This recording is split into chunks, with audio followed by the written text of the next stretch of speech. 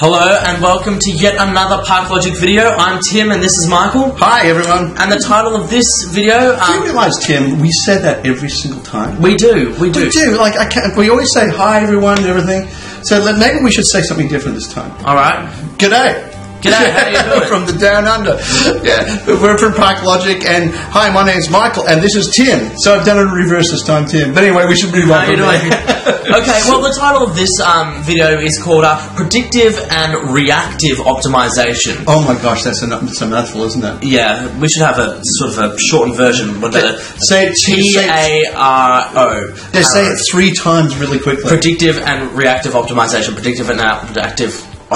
I guess your first question, Tim, is going to be, what is that? What is predictive and reactive optimization? At times like this, Tim, I wish I could be in your seat and you could be in my seat. So maybe I'll do my best. I'll do my best here, okay? Yeah, predictive and reactive.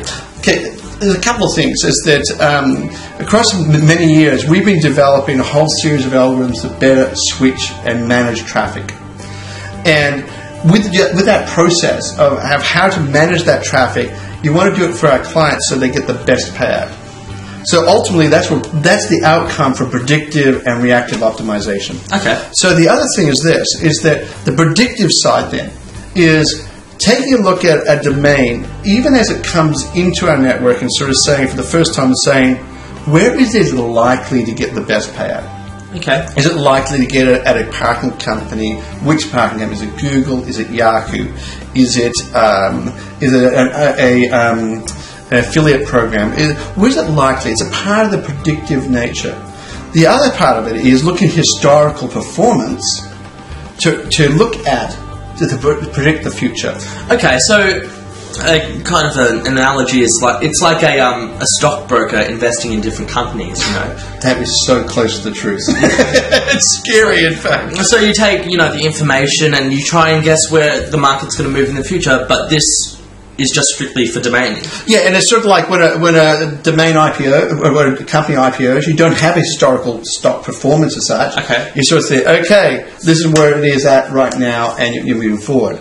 Sure, you've got a prospectus and things like that, and we may get some data from the client when it first hits our network, what's actually happening. Okay. Yeah, so the thing that we're taking a look at all the time is we're sort of saying, okay, what is the baseline data if we have that? Yeah. Baseline data could be provided by the client, or it could be that we agree that it will be for a week's worth of traffic at a particular source. Okay. Like if we drop it, send all the traffic, say to a CEDO or domain sponsor or something like that. And we take a look at the traffic, and we all agree, yes, that is reasonable what it's doing there. Okay. Then we can say, how do we actually move forward? So the predictive side is using a lot of our algorithms and intelligence and control systems, our back end, to how do we route the traffic so the minimum cost to buy information. Okay. So in other words, as traffic comes in, how do we know where that traffic should go, and how do we actually know almost intuitively where it should go? And that's what we have built. Okay. We build a system which can do a lot of that. And that's, to be quite blunt with, that is a complex thing. Yeah, so you're trying to find out the most information for the least amount of cost by sort of shifting the traffic around. Correct. Yeah, so we're shifting that traffic around, but we have to do that on a continuous basis. Because the industry is always changing. Yeah, well, it's not only that, is that the results will change as well. So we're constantly taking huge amounts of data. For those of you who looked at a video, I think it was about 3 videos ago, of David Gibbs, one of the founders of ParkLogic. He spoke at Salesforce. Okay. We use Salesforce a lot on our platform.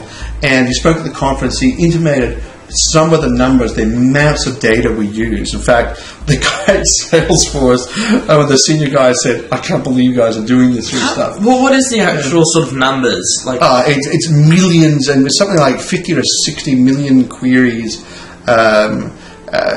we're pumping up to them every day, let alone what queries are our further back end. So we have huge amounts of data that we then process. Wow. In fact, at one stage we had so much data they're processing that daily processes were taking 26 hours.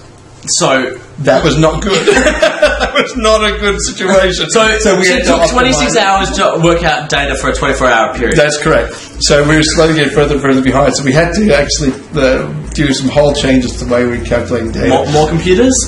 Yeah, well, a bit of throwing a bit of iron at it and everything as well. But that was an interesting experience. So predictive is predicting where that traffic should go and what the results will potentially be for that traffic. Now, reactive optimization, that's a little bit different. Okay. Reactive optimization is responding to things like, let's imagine a domain gets banned somewhere. Yeah. Then we track all that information of exactly which domains have been banned for whatever reason. Yeah, sometimes it's for no reason. It falls on the domain or the domain owner, the really good people not doing anything wrong with the traffic or anything like that. But for whatever reason, Google or Yahoo just don't like that traffic. And so they go and they may block that. So we keep track of all of that. And we make sure the traffic will then never go. So that's reacting to an external circumstance, or reacting to advertiser input. So it's kind of the opposite to predictive, is where you're guessing where the future is. Reactive is you've just taken the information and you're changing your... We've got information in, we've got new information in about this traffic or about this domain, and we need to then change and adapt to that. If we don't, then our clients will lose money. Okay. Yeah, because you can end up sending traffic somewhere it's actually not getting monetized properly. It may still get monetized, but monetized at a grossly lesser rate. Yeah, so what we're doing is always monitoring that. So the other thing with optimizing on the reactive side is things such as advertiser intent. Like, what happens if the advertisers react and change, which they obviously do. Which you have to account for in the system. Yeah, exactly. So we're accounting for that all the time. And so it's reacting then to the results coming in to be able to migrate the traffic to the best source. And that there is absolutely fundamentally important. Okay. So we have the predictive side and also the reactive side. Some of the other parts of the reactive side involve, in the previous videos, we talked about keywording and how we can keyword and how we release a new keyword system for clients and everything as well. And that's reacting. It's sort of looking at results, seeing it come in, and then reacting. Okay. Typically speaking, clients are doing a few $100 a day or more, or something like that, or even a couple $100 a day. We put them into a program, what we call we're premium customers.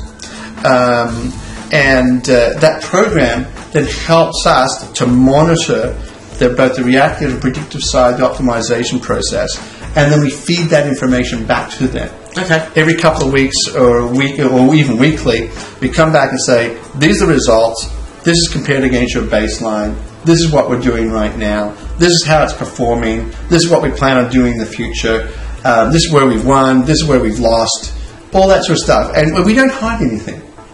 Like, to me, the data is the data, and hiding stuff is not a good thing. No. Like, ultimately it comes out. So we don't hide anything, we show it all there, and that works really well because it's an open, transparent sort of communication. Yeah, if there's one thing we pride ourselves on, is that we're very transparent in our dealings with clients. Yeah, absolutely, Tim. We try to do that because it's, once again, looking at that long-term view. We want to have a long-term view.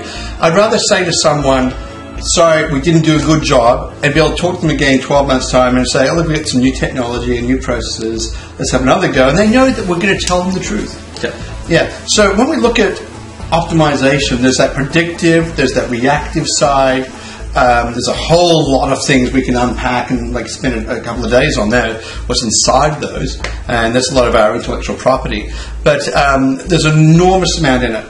And it's very sophisticated. There's another whole side of this business, which is risk management, of how do you manage the risks associated with where the traffic is going and what type of traffic you're receiving, so that domains don't get blocked and all that sort of stuff. And that's a whole another kettle of fish. Yeah. So we built control systems, we built reactive systems, we built risk management systems. And maybe we talk about risk another time, I think. But it's been it's quite a journey for ParkLogic in building these very sophisticated systems. It was great seeing my business partner David Gibbs up there at the Salesforce conference talking about some of the things we've done. And I must admit, people were pretty impressed even at Salesforce of what we're doing in this space. But Tim, I think just about it. Yeah. So if you've liked our video, don't hesitate to like it on YouTube or subscribe to us. Check us out at ParkLogic.com. And if you're applying for an account with ParkLogic Videos and you've come to ParkLogic because of this video, enter in your sample domain list entering your first domain as ParkLogicVideos.com. Yes, make sure you do that. And by the way, that person who registered ParkLogicVideos.com, I hope you're getting a bucket load of traffic. Yes. We're doing our best here, so let's see how we go. But it's really been great talking with you all. And we'll make another video soon. Yeah, we've got some great topics coming up, so stay tuned to this same channel. All right, see you guys. Bye. See you later. Bye.